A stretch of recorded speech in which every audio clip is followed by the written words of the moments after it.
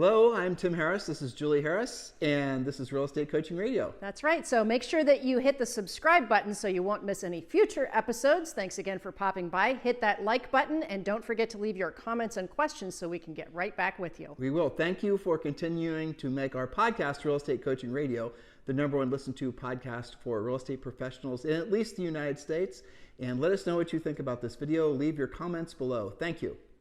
3, 2, 1, and we are back. And we are talking about how to recession-proof your business. And without any further delay, Julie, let's jump in right into part 1. You got it. So part 1 and point 1 is labeled steps to take now. So if you're taking notes, now's the time to get going. Point number 1, be introspective. What are your actual beliefs about a recession? What about a changing market? What do you think or feel about inflation? Do you believe that your own personal economy will be better or worse? Are you stuck in analysis paralysis, waiting around to see what happens? Are you feeling like deer in the headlights? Well, decide today that you won't just survive in the new market, but that you will thrive because of it. So here's some facts to back that up. What are we talking about, this transitioning, changing, possible recession market? Here's the facts. Days on the market are increasing. Prices are inflating/appreciating. That is slowing. It's not the same pace as it used to be. Competitive offers are less common. So monitor your own market daily using your MLS Hotsheet to know what I call what's hot and what's not. Now, it's really important for all of you to be very clear in your head, even if the number of total transactions in 2023 drops to, say, for example, 4.4, 4.3, 4.6 million, that's going to be still remember, it's take that number and multiply it times 2, because that's really what you're looking at as far as potential paychecks for real estate professionals. And if the average commission is going to be upwards to $10,000 to $12,000, there's still plenty of money to be earned. Now, here's something else. I know this is going to be a shock for many of you, but if you've only been in the business for 15 years or less, which is 74% of you, not just who listen to this podcast, but in the real estate industry in a whole, you've never sold real estate in anything other than I'd say artificially enhanced seller's market. By that, I mean interest rates were low, mortgages were tougher to get than pre-housing crash. They're certainly not as hard as they were, say, for example, during the housing crash, because banks, were putting on overlays and whatnot. But you've only sold real estate when everyone wanted to buy real estate, because owning a home, any home, multiple homes was like essentially winning the golden ticket in Willy Wonka. Yes, and also fueled by COVID-era fear of missing out and a newfound freedom of being able to work anywhere that you want. There is so much fuel behind a hot seller's market. Whether you knew it or not, the wind was very much at your back during this previous market, and it still can be. You just have to decide to move direction and be at where the wind is at your back. So if you're feeling the wind is blowing at you, to take this analogy probably too far, possibly, you are going to just simply need to pivot and realize that no matter what direction, all the things that Julie rattled off are going, you still can be incredibly successful. And here's the irony of all this. You can actually be more successful now because it's so difficult for so many people to make a change and actually to pivot to embrace the new market. So just be very clear. The greatest fortunes of business owners, men and women, have always been made during their greatest times of change. So Julie, point number 2. Yes, point number 2, and this is an action step, very specific. Know your magic number. That is the number of active listings that you must have at all times to meet or exceed your monthly financial goals. Why? Because some of those listings will sell, and you'll certainly get buyer sides from the fact that you have active listings. That is called your personal magic number of listings. Know what that is and embrace the fact that it will need to be higher as the days on the market increase. Fortunately, though, the more listings you have, the more you'll generate an endless supply of buyer leads as well as listing leads. So here's an example, and this is hot off the presses from our Harris Certified Coaches, Premier Coaching. I'm talking to my coaching clients about this. If you listed 3 homes per month last year and sold all of them in 30 days or less, which is how it was going for a long time, you'll now need to double that number of listings to close the same 3 deals, but that should say per month, not per year. Why? Longer days on the market, fewer showings, and buyers have more listings to choose from. So if your previous magic number was list 3, sell 3, lather, rinse, repeat in a very short time frame, now you're probably going to have to carry 6 listings to sell and close those 3 per month. So the hardest part of a transitioning market, and Julie and I have been through arguably 4 or 5 of these in our career, is not necessarily, your psychology as much as it is the psychology of consumers in general. And you're going to have a lot of sellers that are still emotionally attached to the idea that their homes are, rapidly appreciating when they're frankly going to be still appreciating, inflating by 5 or 6% opposed to 20%. Yes. And some of them are just going to have essentially the market beat on them a little bit to let them know the reality of it. You're going to have a lot of buyers that are going to be very nervous. Do I want to catch a falling knife? In other words, our price is going to fall. There's a lot of misinformation out there about the direction home values are going to go. And we talked about this in the podcast series we just finished. So the bottom line is there's really no indication that there's going to be any kind of meaningful housing crash or even a meaningful drop in actual selling prices. There will be, and obviously are, a significant drop in asking prices. There still is going to be a very strong housing market that's going to last for a long damn time, years and years, because there's so many people that want to buy homes. Do not allow yourself to be manipulated by the, frankly, very manipulative and politically minded news stories that are, for whatever reason, trying to get all of us to believe that we're all going to be living, in caves and, all the rest of it. It is ridiculous. But guess what? You live long enough, you're going to go through enough of these cycles where you're going to see every time when the tides start to turn and there's any word of a recession or anything like that, there are people that seem to really love bad news, and it is bizarre. I like the drama. Yeah, and I'll remind you guys this, if you've heard me say this before, but it's really important you get this really clear in your head. Diana Olick on CNBC, she's a perfect example. You go to CNBC and you read the housing headlines, and you read the headlines that are on Diana's stories, and they sound awful. They're horrible. They're well written if you're, for the intent of clicking and causing fear. But then you read the content of her articles, and they're obviously written by her, and they're clear and they're concise and they're balanced. Factual. Whoever is writing her headlines is obviously writing the headlines and choosing the words based on clicks. So just be, very, very introspective. If you find yourself, Julie's point number one, being attracted to negative headlines and negative news, and you're seeking out that type of information, not just with regards to home values, but life in general, how's that working out for you?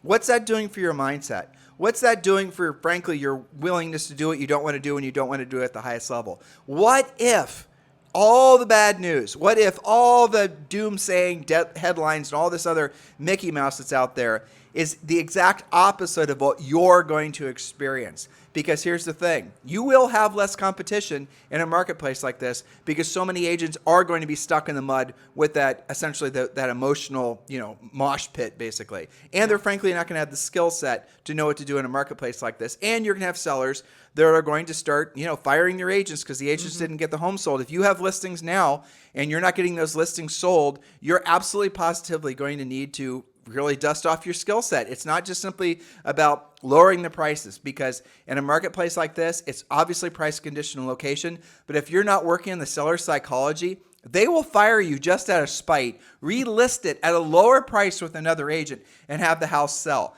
And, the reason that they didn't list it with you is because they didn't like how you said something or didn't say something. You've got to learn how to be, there's an art and a science to working with clients in general, but especially sellers in a market like this. The thing that makes me the most excited for all of you, there has not been a better time in at least the last 15 years to become a listing agent. For all the reasons I just stated and about 1,000 more. So just keep your mind very clear to that. Point number 3, Julie. Yes, good lead into point number 3, which is this. Focus 110% of your energy on being the dominant listing agent in your marketplace. What skills do you need to upgrade or even develop in the first place, or maybe even polish to accomplish being the dominant listing agent in your marketplace? Well, here's how you can tell. How confident are you in the following 4 situations? This will tell you where you need to do the work. First one is a listing opportunity with a seller who you don't already know or have some connection to. In other words, some people would call that a colder appointment, right? So how confident are you with that? Next situation, a listing opportunity where the accurate price is not the same as the seller's aspirational price. So more pricing skill. Next one, a listing opportunity where you are actually competing for reals. And last but not least, a listing that you've already got, but it's not selling. How are you going to do in those situations? These are all very specific skills necessary in today's new market. Now, just to kind of help you see how easy it is, or really how clear the path is for you to move forward and become a listing agent, when you join Premier Coaching, and you can join Premier Coaching for free by texting the word Premier to 47372, text the word Premier, PREMIER, to 47372, or just go to premiercoaching.com. We're going to give you information that is going to put you in an advantageous, competitively speaking, position in the marketplace. What you want to realize is that because of this market, there's more opportunity for you to become a listing agent. Here, I'll prove it to you guys. Will FSBOs be more apt to list their houses quicker than before, or not even try to FSBO, whereas maybe in the past seller's market, they knew they could sell it themselves, or at least have a high likelihood of selling it themselves? Will expired sellers do what they've been doing during the past seller's market and list it with anybody because of the fact they knew the house was going to sell itself no matter what? Or are they going to be more careful and selective who they list it with? You guys see the advantages you can have here? So if you have a great pre-listing pack, if you've got a 4-month seller communication plan or a 12-week seller communication plan, which Julie's going to talk about first thing tomorrow, if you've got a system in place to not just get the listing sold, but psychologically care and feed that seller to the point where they're thrilled with you during the whole process because you set realistic expectations. Look, you might get lucky and have a house sell in 24 hours, but for the most part, you're going to see your listings are going to take 60, 90, 120 days to sell. Now, Julie talked earlier about the real estate magic number. When you join Premier Coaching, this is the first thing that you absolutely positively must do is download the real estate treasure map. And within the real estate treasure map is the formula where you figure out your magic number. And I'll just summarize it, but you've got to go through the math. You've got to know your days in the market. And you basically market absorption and things like that. Let's say, for example, you have to earn $20,000 a month. And let's say you want to do it off selling listings. And let's say your average commission is $10,000 for every listing you sell. Well, you're going to want to have a certain number of listings in your inventory at all times that you know statistically, on average, at least 1 or 2 will sell per month, more than covering your personal and business overhead. You guys get it? That's the secret that, frankly, once you emotionally attach yourself to that, you will become a billion times more powerful because that is called what we call the magic number. So some people, if their average sale price is super high and their commission is really nice, they're obviously going to have a magic number that's lower. Their magic number of listings might be 3 or 4. Whereas if you're selling something, your average sale price is 150, maybe you're going to need 25 or 30 listings at all times to hit your magic number. But once you know what it is, and it is a formula, there's a formula we give you to figure it out, then you work towards accomplishing and maintaining that magic number of listings at all times. So some of you are conditioned to think, well, I'm going to work my ass off and I'm going to get 5 listings and I'm going to sell for the rest of the year. What you want to do is you want to work your ass off, get up to 5 listings, and then when 2 or 3 of them sell, always be in motion of replacing them, because your goal is to always maintain your magic number of listings, not fall below. You guys get it? That's how you actually have dominance, not just in the marketplace, but in your financial situation, your emotional situation. You might have really anxious days. You will, I promise you. You might have days where everything feels like it's going the wrong direction. Those things happen in a recession. But what's going to happen is you're going to feel comfortable and confident because you have your magic number of listings. And you know that you pretty much automatically, 1 or 2 are going to sell every single month, and you're going to be financially fine. That means you'll have 5 listings at all times, or whatever your number is, and you're going to have 2 in contract at all times. It means you're going to have $20,000 pending at all times. And so what does your life become? It becomes building up to the magic number of listings and then always be replacing the ones as they sell. Quickly. And we teach you how to do that. That is the essence of our coaching program, what I just described. It is, and it is ultimate control. So many of you are wandering around in the wilds of real estate, especially in a transitioning market, feeling like you're absolutely out of control. And I feel that is exacerbated right now in a transitioning market. Why? Because occasionally you have something that sells right away still, and it feels like a hot market, and that was confirmation bias. Oh, it's still okay. Everything's all right. And then tomorrow's listing, you put it on just like you did the last one, and this weekend you don't get a single showing. Right. And so next weekend you try an open house, and only 1 couple shows up and they don't buy it. So that's very confusing, and it can make you feel like you have no control. Well, there are markets where we have coaching clients where we're seeing a complete reversal of activity, where they'll have, for example, Julie is telling about one of her Canada clients, John Walkinshaw. Yes. And so John typically has how many listings? Typically, maybe 7 to 12. I say on average, he carries at least 10 actives. And these are beautiful, high-end, nice properties. So 10 to 12 listings at all times. John is a very good proactive lead generator. And so he knows that when he has that many listings, I don't know his magic number. I don't know really what It's rising. Well, right. Exactly. That's where I'm going, right? So he knew during a seller's market when he had, say, 10 listings at all times, probably 5 were going to be in contract. At least, yeah. And he was making at least, I mean, I know how much money he makes. Yeah. So he's making really good money. Absolutely. You know, so he probably had, like I said, 5 or 6 in contract at all times. Yep. Now, he has to now double the magic number of listings he has. To sell the same units. Sell the same units and have the same cash flow. That's called reality. John doesn't screw around with that. John showed up to his private coaching call with Julie and told her I need to double my magic number of listings. Well, that's right. And so think about how counterintuitive that can be when his days on the market is stretching out and he's having to talk to his sellers more frequently. So that the thing that is challenging is that's counterintuitive. Why would I want more of that? Well, you want more of that because the magic number works. That's why it's called the magic number. And it is very scalable. So, you know, there were years when we were selling real estate where it took us 30 actives to have 8 to 10 pendings. Yep. You know, so that's where your skill comes from. That's why we have the 12-week seller communication plan. Many of you are confused by what do you really say? I mean, what do you say to a seller on the third weekend it didn't sell? Well, what they say is, why would I want a bunch of listings if they're not going to sell? Because you are in the real estate business, and the best way to have leverage in the real estate business is by creating leverage with listings. The buyers leverage you. You have leverage when you have the listings.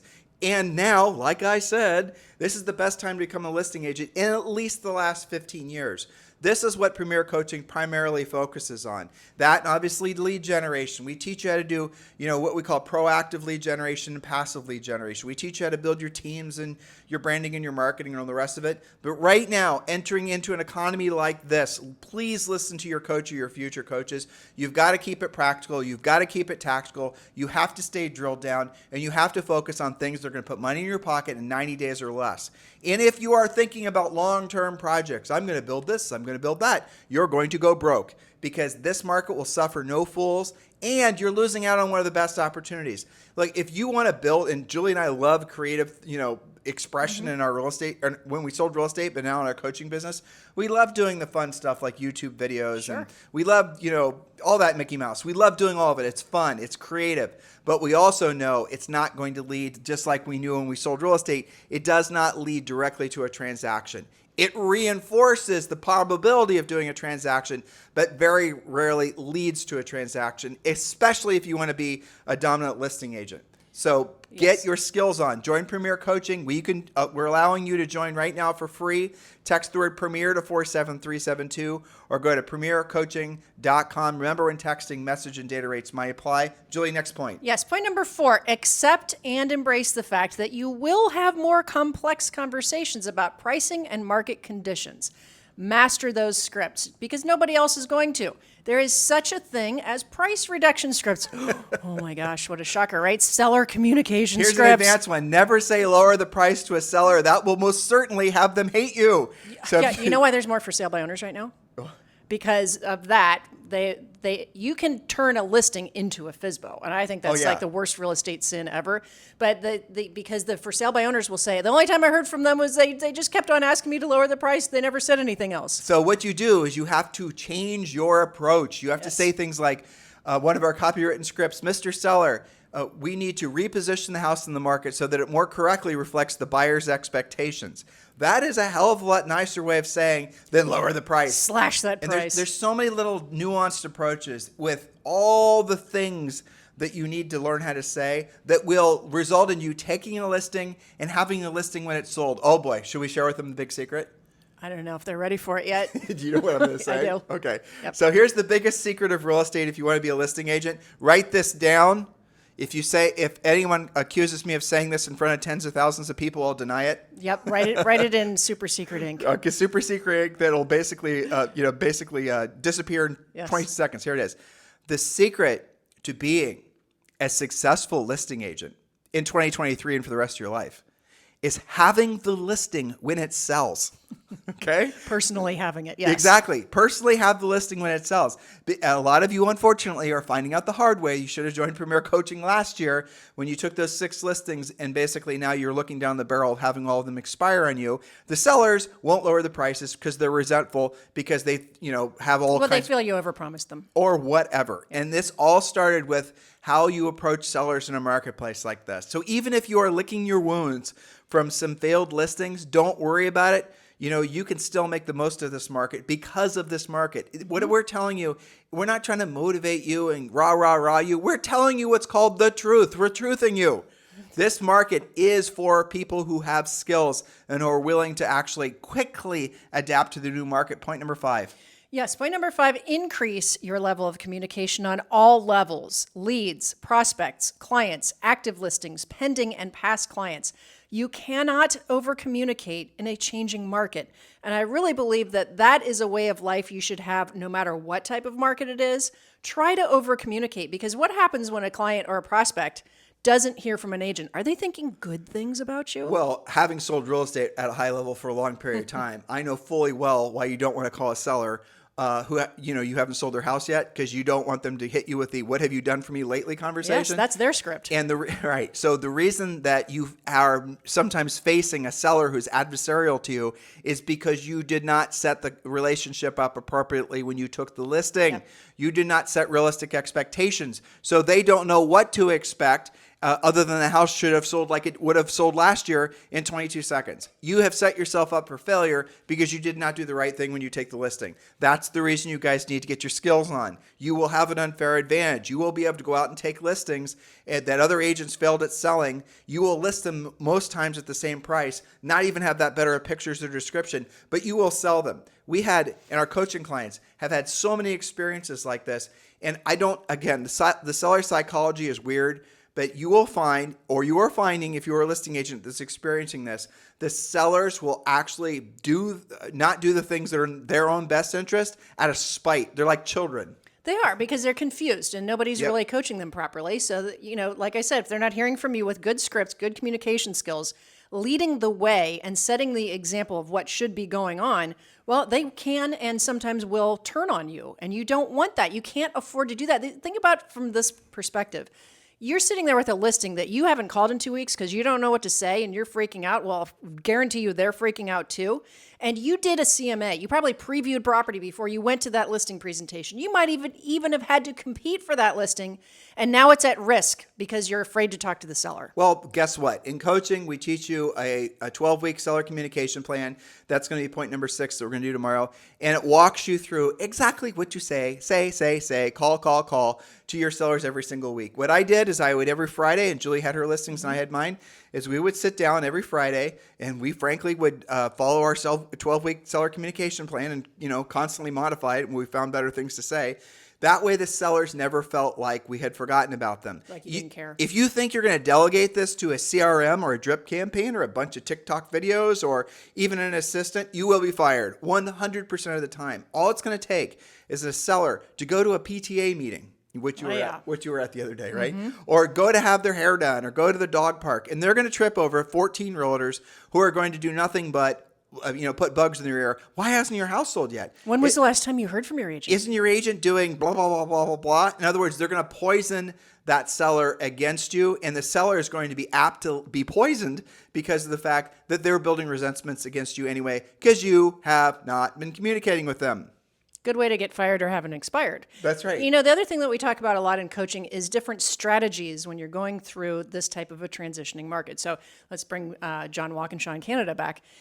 He is going to be doing some reverse offers, the seller's offer from the showings he has had. He's going to create seller's offers to those buyers, especially if they're a second buyer, something like that. Let's hold off till tomorrow to talk about that even more because we want to give them some specific strategies for these agents who are sitting on inventory that's not selling, so we can help them be profitable and not lose those listings. That's right. So let's do that tomorrow when we have more time. In the meantime, guys, thank you for keeping this the number one listened to daily podcast for real estate professionals.